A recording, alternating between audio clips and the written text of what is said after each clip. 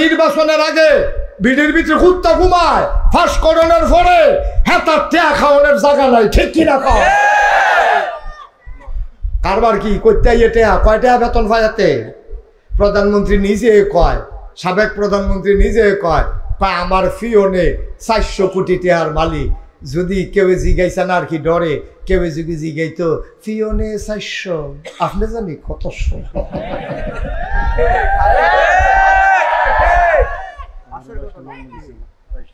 হুজুরে আরো লম্বা আছিল না, 22টা মামলা ঠেলায় তো বাইট হয়ে গেছে একেবারে। এবার আরো লম্বা ছিল না, আগের বছর দেখে গেছি আরো লম্বা মামলার জাতা। এবারে যে খেলাত রয়েছে তেলাওয়ানোর কথা কিরে, ঠিকটা ছুটো কিরে, ঠিক আর আওয়াজটা কম রে, এবারে কয় না, এবারে কিন্তু ঠিক তো ঠিক আর কয় দিত মার হাবা কয় না ভাই। ও ভাই কারবার কি একটু বাচ্চাগুলো কি আপনার কেউ দেখেন না এখানে? এই যে বিরক্ত করতেছে বাচ্চাগুলো, এই তোমরা দেখো না? থাক আর কবে একবার চোখ। এই ছেলেটা সাংঘাতিক দুষ্ট, তুই এই বয়সে ইটা করো, বাঁচতে জানি কিটা করো কি আমিন কর। তাইও চিন্তা করে দেখেন, চিন্তা করে একটু দেখেন। এই মা অসহায় মা, হ্যাঁ বুড়া মারা আপনার ফলাফান্ডি, মার কদর বুঝলি না রে, মার কদর বুঝলি রে বাড়া। চামড়া কাটটা, চামড়াটা কাটটা জুতা বানাই দে, মায় সেই জুতা ভাও দিয়া দিয়া ক্ষয় করে লাইছে, আবার জুতা বানাই দে। 1 কোটি বার যদি তোর চামড়া কাটটা জুতা বানাই দেয়, এরপরেও মায়ের একদান দুধের ঋণ শোধ করতে পারবি না, ঠিক না? কি মা, কি মা, চারটিখানি কথা মনে করছো? আল্লাহ যেন হেফাজত করে, সবাই কওয়া আমি। আমার দেশের ছেলেরা মায়ের কদর বুঝে না, মায়ের মর্যাদা বুঝে না। কত শখ করে আদর করে আব্বা আম্মায় তারে চাইয়া বিয়া করাইছে, তে বউ ফাইয়া বউটা বেশি ভালো পড়ছে না, বউয়ে তারা ফার্ম ফটে দিছে। এ কয়দিন পরে এতে জু তুলছে, জুদা ওনের লেগিয়া কয়দিন জুদা হইছে, এরপরে আলগা খায়, মার খবর নাই, বাপের খবর নাই। তুমি বুঝো নাই ও যুবক, যুবক রে, তুই বিয়া করে বউ হলো হইছ, আর বেডিটাও তোমার কেমন আহ, তুমি হে বেডির মারতে ফুতের আলগা করছো। তুমি একদিন বুঝবা যে তুমি কি কারবারটা করছো। যেই দিন তোমার ফুট যে যখন ছোটো ছোটো করে আট কাজ দেয়, তে যখন বড় হইব, তে যখন বিয়া করব, তার বউয়ে যখন তোমারে চুলের মুড়ির ধরে বার করে দিব, সেই দিন বুঝবা তুমি কি কামটা করছো, ঠিক কিনা? এলাকার আম্মা যারা, বিদ্যা করে আম্মারা, আমার ওয়াজ যারা শুনতে আছেন, কাগজ কলম লন গো, লেখা রাখেন, কাগজ কলম লইয়া লেখা রাখেন। আপনি হেবিডিতে হেবিডির ফুতের আলগা করছেন জামাই ভাইয়া, আপনার ফুতেরতে আপনার ফুতের বউয়া আপনার ফুতেরতে আপনারও আলগা করবো, ঠিক আছে? সেদিন হুজুরের কাছে স্লিপ লাগবেন, হুজুর আব্বা আম্মার ব্যাপারে ওয়াজ করেন, আব্বা আম্মার ব্যাপারে ওয়াজ হ্যাবলা কেমন লাগে, অহন লাগে না? ও যুবতী মহিলারা, তোমরা যারা বিয়া বৈশা বউ হয়ে আসছো, তোমরা শোনো, তোমরা হরিতে তোমার শাশুড়িতে তোমার জামাইরে আলগা করো না। তোমার জামাইটা আসমানতে নাজিল হইছে না, তোমার জামাইটা এমনি এমনি হইছে না, তারে তোমার শাশুড়িয়ে ফেরো ধরছে, জন্ম দিছে, বুকের দুধ খাওয়াইছে, এরপরে তে বড় হইছে। তোমার শাশুড়ি তার লাগিয়া কি না করছে গো বউ, আজ যা তুমি জামাইওয়ালা হইছ, একবার চিন্তা করলা না? তোমার শাশুড়ির ফুট হইছে দেখা তোমার জামাই হইছে, ঠিক কিনা? হেবিডির ফুট দেখা না তোমার জামাই, তোমার মনে করো হরিডা নাই তো কি আর জামাই কি এর কি তা তুই তো না, ঠিক নি রে?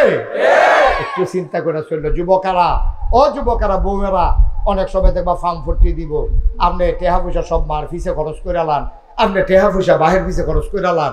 আপনারা কি আর ভাই নাই?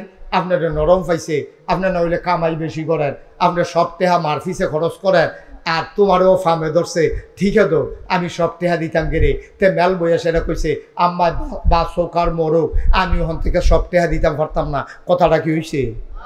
এই কথাটা হইছে?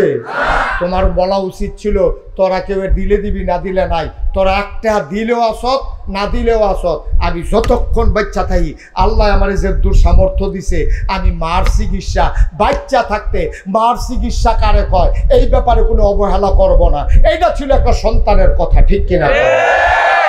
আমারে বড় হইতে হইতে বউয়ে কান ফড়া দিছে, তুমি হইতে হইতে কান ফড়া লইতে আসো যে আপনি মাল লাগিয়ে এত খরচ করতেন গেরে, বাহের লাগিয়ে এত খরচ করতেন পারে, তুমি প্রশ্রয় দাও কি তা? যেই মাত্র কইছে যে আপনি মাল লাগিয়ে এত টাকা খরচ করেন গেরে, লগে লগে তুই লইয়া ফুইরা কইলি না গেরে আমার মাল লাগিয়ে আমি করতাম না, তুই করবি। আর আমার মাল লাগিয়ে আমি করতাম না, তোর মাল লাগিয়ে করা। সুবহানাল্লাহ কোন না গেরে? তখন তো কইল আরে বাপুরি নমুনা খারাপ, একটা মাটিত ফোরতো না, যেটা পরে সেটা বুধ হাইয়া দিব। খুব সাবধান। আমরার প্রশ্রয় পাইয়া অনেক সময় মহিলারা খারাপ হয়। আর অনেক মহিলারা দেখবেন যে এই স্বামী কর্তৃক লাঞ্ছনার শিকার হয়। এটার ভিতরেও একটা বেডিতে রাত আছে, কারণ হরিয়ে ফুতের কাছে লাগায় তোর বউ একটা আনছত, প্রত্যেকটা অজাত আনছত, প্রত্যেকটা অমানুষ আনছত, এটা মানুষের জিনা। এই কথা কইয়াতে রোদের তাইয়া গরু ডিবান্ধা রাখতে পারে না। তো অন ফাজুনরা তার মায় তার কানে কানে বউয়ের নামে যতক্ষণ কইছে, তে চিন্তা করছে গরু রাজ্যে ফিটা দিতে পারছি না, গরু গিয়া কটা দিয়া লাই ফাত ফাত করে বউয়ের কতক্ষণ কি চালাইছে।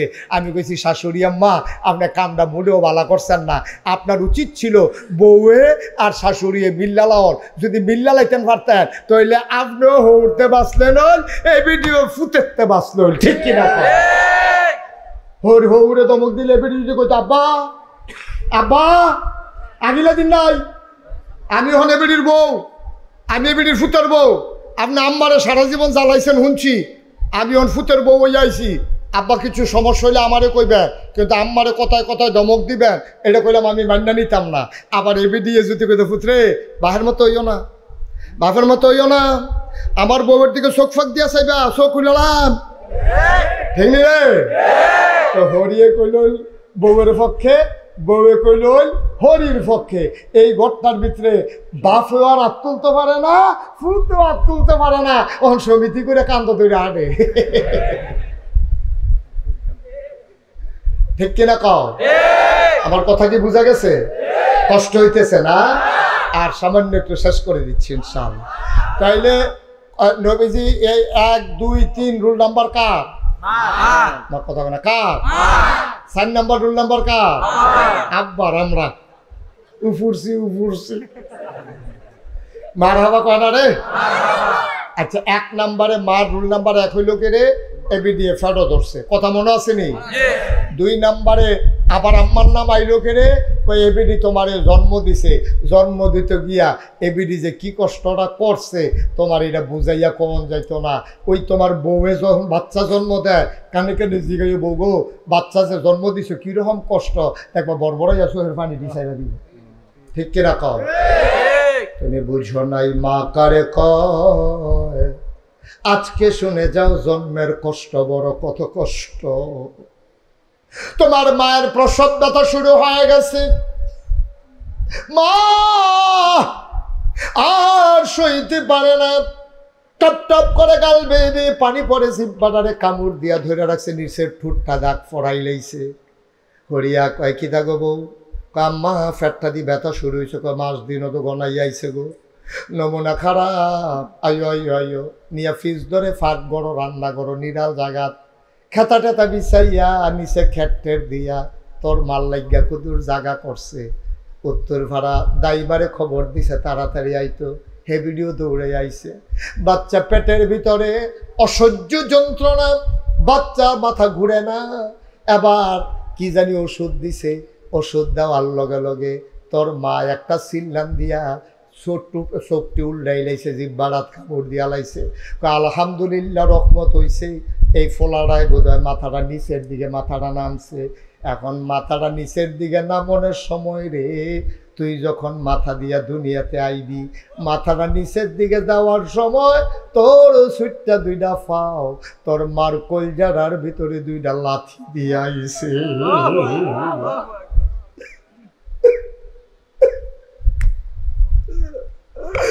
তোর মাথাটা আসিল উপরে, তোর ফাউডি আসিল নিচে, মারফেডের ভিতরে ছবি দেখি সহন দেখা যায়, মারফেডের ভিতরে গুছা হইয়া সন্তানটা বইয়া থাকে। আল্লাহর কুদরতে যখন প্রসব ব্যথা শুরু হয়, ছেলের একটা ফলটি খায়, উল্টানি খায়, উল্টানি খাইয়া উফরের দিকের মাথাটা আইয়া পড়ে নিচের দিকে, আর ফাউডি জায়গায় উপরে। ঠিক মার ফেডের বাচ্চা দানিটা যেন তার উপরে দিয়ে কই যারা ওই উপরের দিকে মাথাটা নিচের দিকে নামার সময় ফাউডি যখন উপরে যায়, এই সুইটটা দুইটা ফাউ দিয়া মার কোল যারার ভিতরে দুইটা লাথি পড়ে।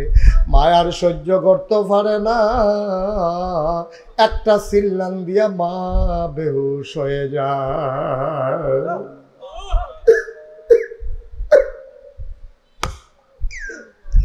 সরিষার তেলের সাথে পানি মিশাইয়া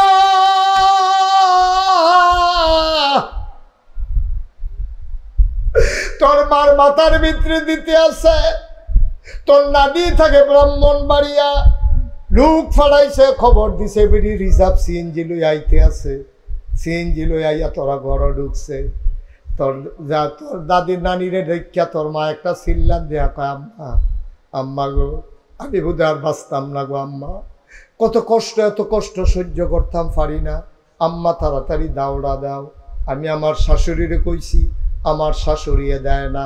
তুমি তো আমার মা, তুমি আমার কষ্ট বুঝবা গো আম্মা, তুমি তাড়াতাড়ি দাওড়া দাও, নিজের জীবনটা নিজে দিয়া ফালাই, আমি এই জীবন আর রাখবো না, আমি ব্যথা আর সইতে পারি না। আম্মা ও আম্মা, আম্মা দাওড়া দাও গো আম্মা। মহিলা মা তো বুঝে, মা মুস্কি মুস্কি বেআইনের দিকে তাকাইয়া হাসে, আমার জিয়ে জীবন দিত চায়, আমরারও 2 দিনটা গেছে। বেআইনে বেআইনে চায়, মুস্কি মুস্কি হাসে, কতক্ষণ পরে ঠিক হইয়া যাবে। এবার মায় কান্দে, মায় দর বুঝে না, নিজের চুলটি নিজের টান্না টান্না সিরা ফালাইতে আছে। আটকা তুই একটা লাথি দিয়া মাথাটা যখন নিচের দিকে নামছে, তুই নিচে আস্তে করে বাড়িতে আসস, তোর মায় দো বেহুশ, তোর মার দর হুশ ফিরে না। এবার যখন তুই দুনিয়াতে চলে আসছ, তোর মা বেহুশ হইয়া নিশার হইয়া ফুড়া রইছে, তোর নানিয়ে তোর দাদিয়ে তোরে লইয়া আনন্দ করে, তোর মার খবর নাই। আল্লাহ কয় ফেরেশতা রে, ও ফেরেশতা তাড়াতাড়ি কর, বাচ্চাটার একটা চাপা দে, বাচ্চাটারে চাপা দে, বাচ্চাটা কুতুর কান্দ, কান্নাটা শুনলে রে আমার বান্দির জীবন ফিরবো, নাইলে আমার বান্দি মরে যাবে।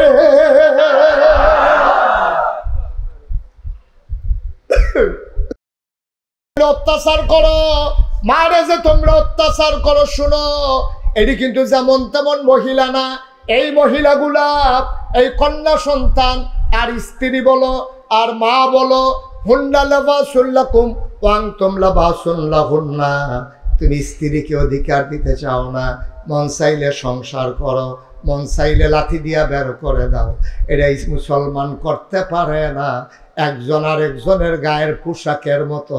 বলেন সুবহানাল্লাহ।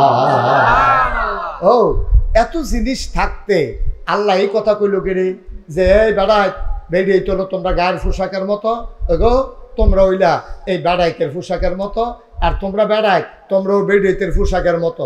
এই কথাটা কইল কেরে? এই কথা কেন বললো যে একজন আরেকজনের গায়ের পোশাকের মতো? মুহাদ্দিসিনে কেরাম, মুফাসসিরিনে কেরাম কয় 3 কারণে কইছে। কয় কারণে? 3 কারণে। কয় কারণে? 3 কারণে কইছে। গায়ের পোশাকের লগে তুলনা দিছে। 1 নম্বরে গায়ের পোশাক মানুষের লজ্জা ঢেকে রাখে, 2 নম্বরে গায়ের পোশাক মানুষের আরাম দেয়, 3 নম্বরে গায়ের পোশাক মানুষের ইজ্জত বাড়ায়। গায়ের পোশাক লজ্জা ঢেকে রাখে, সুতরাং নারী এবং পুরুষ একজন আরেকজনের লজ্জা ঢেকে রাখবে, কোনো গোপন কথা মানুষের কাছে বলবে না। সুবহানাল্লাহ বলবেন না? লজ্জাগুলা গোপন কথাগুলা ঢেকে রাখবে। আমার জামাইয়ে ঘুমাইলে যেমনে নাক ডাহে, তো এটা বাফের বেদ দিয়ে কইলে কি নাক ডাকা কমা যাবো নাকি? এটা বলা যাবে না। আমার জামাই এমনি না দেখতে শুনতে সুন্দর, খাচ্ছত খুব খারাপ, তো এইটা আপনি কইলেন যে এই জামাইটার মর্যাদা হোর বা গেলে সকলে না কাটাকানি করবো, সালাসালি করবো, দুলাভাইয়ের সামরা সুন্দর, ভিতর কালা, ভিতর কালা আফাই করছে। ঠিক নি রে? এই কথা বাদ গিয়া কন যেত না। জামাইয়ের দোষ গোপন রাহন লাগবো স্ত্রী, আবার স্ত্রীর দোষ এই জামাই গোপন রাহন লাগবো। হুন্না লাবাসুল্লাকুম ও আনতুম লাবাসুল্লাহুন্না। পুরুষ মহিলা একজন হইল আরেকজনের গায়ের পোশাকের মতো। সুবহানাল্লাহ বলবেন না? কি সুন্দর উদাহরণটা দিছে দেখছেন নি আল্লাহ। এবার আল্লাহর নবী কয়, শোনো শোনো শোনো, আমার কাছে তিনটা জিনিস বড় বেশি প্রিয়। এক নম্বরে হইল নামাজ। খেয়াল করেন, তিনটা জিনিস বেশি প্রিয়। এক নম্বরে হইল নামাজ, দুই নম্বরে হইল সুগন্ধ, তিন নম্বরে হইল নারী। এই তিনটা জিনিস আমার কাছে বড় প্রিয়। এই কথাটা বলার পরে এখন যারা আধুনিক মানুষ, যারা সুশীল সমাজ, বাংলাদেশও যারা বুদ্ধিজীবী, গোটা পৃথিবীতে যারা ইসলামের দুশ্মন, তারা কয় নবী নবিলে ভালো মানুষ। এবারে নিজে কয় এবারে বেডিয়েতরে বেশি পছন্দ করে। এই ব্যাককলের দলে বুঝছে না, বেডিয়েত মানে হুদা বউ না, মাও মহিলা, শাশিও মহিলা, খালাও মহিলা, সন্তানও মহিলা, সবাই মহিলা। আমার নবী বুঝাইতে চেয়েছেন, যেই নারী জাতিকে তোমরা বেজ্জতি করো, আমি বড় মায়া করি, আমি ইজ্জত দিতে চাই। ঠিক কিনা? তোমরা নারীর ইজ্জত দিতে চাও না, তোমরা মারে বিয়া করে লাও, কন্যা সন্তান হইলে জব করে লাও, না হইলে মাটির তলে খাতাই দাও, বউরে মন চাইলে যতদিন সংসার করো, এরপরে লাঠি দিয়ে বার করে দাও, তালাক লাগে না, মুহরানা টেহা লাগে না। না না না না না, এটা করা যাবে না। আমি নবীজি মহিলাদেরকে বড় বেশি পছন্দ করি। মা হিসাবে আমি মারে পছন্দ করি, কন্যা হিসাবে কন্যারে পছন্দ করি, বউ হিসাবে বউরে পছন্দ করি। এটা আমি নবী। সুতরাং তোমরাও আমার নবীর যারা উম্মত, তোমরাও এই নারী জাতিকে প্রশংসা করবা, নারী জাতিকে সম্মান দেবা, নারীর উপরে অত্যাচার করতে পারবা না। ঠিক কিনা? আমরা দেশের যারা এই ছেলেরা বুঝে নাই কথা না, আপনি কি বুঝাইয়া বলতে পারেন নাই তারে? তোমার কয়বার ডাক দেওয়া হয়েছে? আমিন কর, জুড়ে কর, আরো জুড়ে। এবার দেখেন, এই যে আল্লাহর খাস মেহেরবানি, আল্লাহ তাবারক ওয়া তাআলা কত মর্যাদা নারীদেরকে দিলেন, কত মর্যাদা নারীদেরকে দিলেন। আমরা বুঝি নাই নারীর মর্যাদা। একেবারে আজকে পুঙ্খানুপুঙ্খরূপে আমরা একটা বুঝ নিয়ে বাড়িতে যাব। আপনার চাইতে নারীর সম্মান অনেক বেশি, অনেক বেশি। নবীজির কাছে একজন লোক আইছে, আইয়া কই, ইয়া রাসূলুল্লাহ, আমার এই সবচেয়ে বেশি দায়িত্ব কার প্রতি আমি পালন করব? নবীজি কয়, তোমার মা। কয়ার পরে কয়, তোমার মা। কয়ার পরে কয়, তোমার মা। কয়ার পরে কয়, তোমার আব্বা। সুবহানাল্লাহ বলবেন না? মার কথা কইছো কয়বার? 3 বার। বাপের কথা কইছো কয়বার? 1 বার। 4 বারের বালা গিয়া দাদাগিরি যে দেখাও, গমুর করে যে বিড়িরে লইয়া পড়ো, রোল নম্বর 4।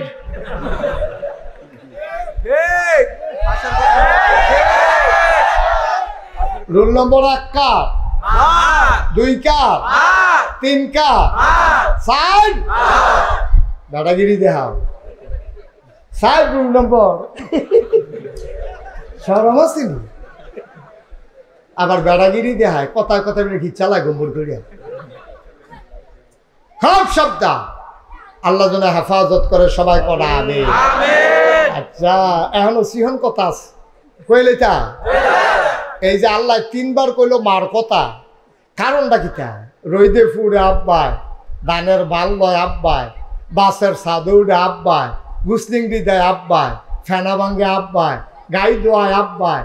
একবারও আব্বার কথা কয় না, 4 বা 3 বার কইলো মার কথা। কারণটা কি? কয় কারণ আছে। কইলে তা 1 নম্বরে মায়ের কথা এই জন্য বলেছে, 10 মাস 10 দিন কোন সন্তানকে বাবা পেটে ধরে নাই, পেটে ধরছে আমার মায়। ঠিক কিনা ভাই? ও কলিজার টুকরা যুবকেরা, আমার ছোট্ট সোনামণিরা, মন দিয়ে শোনো রে ভাই। এই তোমারে যদি আমি একটা আদলা ইট ফ্যাটটার ভিতরে বান্ধা দেই, আদলা একটা ইট, অর্ধেকটা ইট একটা গামছা দিয়া পেটের ভিতরে যদি বেঁধে দেই, আর যদি আমি বলি এই আদলা ইটটা লইয়া তুমি 1 সপ্তাহ ঘুমাইবা, 1 সপ্তাহ বাথরুমে যাইবা, 1 সপ্তাহ গোসল করবা, এই 1 সপ্তাহ আদলা ইটটা 1 সেকেন্ডের জন্য খুলতে পারবা না। এটা বান্দা রাইখা খাইবা, বান্দা রাইখা ঘুমাইবা, বান্দা রাইখা আটবা, বান্দা রাইখা ব্রাহ্মণবাড়িয়া যাইবা, বান্দা রাইখা খেলবা, বান্দা রাইখা মাছ ধরবা, বান্দা রাইখা তুমি ঘুমাইবা। তুমি পাগল হয়ে যাবা। আদলা একটা ইট লইয়া তুমি যদি তোমারে 1 সপ্তাহ টাইম দেই, তুমি কবে হুজুর মাপ চাই, কয়টা টেহা দিয়ালাই, ইটটা খুললাই 5,000 টেহা দিয়ালাই। তুমি টাকা দিতে রাজি হইবা, তুমি আদলা ইটটা নিয়ে হাঁটার সামর্থ্য রাখো না, ঠিক কিনা? এবার আদলা ইটের বেলায় তো আপনারা রাজি হয়েছেন না, তো আর আস্তা ইট কয়েন গীতা, আস্তা ইট দিলে তোতে পইলে নাই, ঠিক রে? অথচ তোমার মায়, তুমি যখন পেটের ভিতরে আসছো, খেয়াল করে দেখছেন, তুমি যখন পেটের ভিতরে আসছো, তোমার মায় 10 মাস 10টা দিন তোমার ফ্যাটটা লইয়া, তোমার ওজন কত, একটা ইটের চাইতে বেশি তোমার ওজন, তোমার এই ফ্যাটটার ভিতরে লইয়া এবিডি তোমারে লইয়া হাঁটে, তোমারে লইয়া খায়, তোমারে লইয়া ঘুমায়, তোমারে লইয়া গোসল করে, তোমারে লইয়া রান্না বান্না করে, তোমারে লইয়া সংসারের কাজ করে। ওজন বুঝো না, মার মর্যাদা কত, ওজন বুঝো না রে ভাই।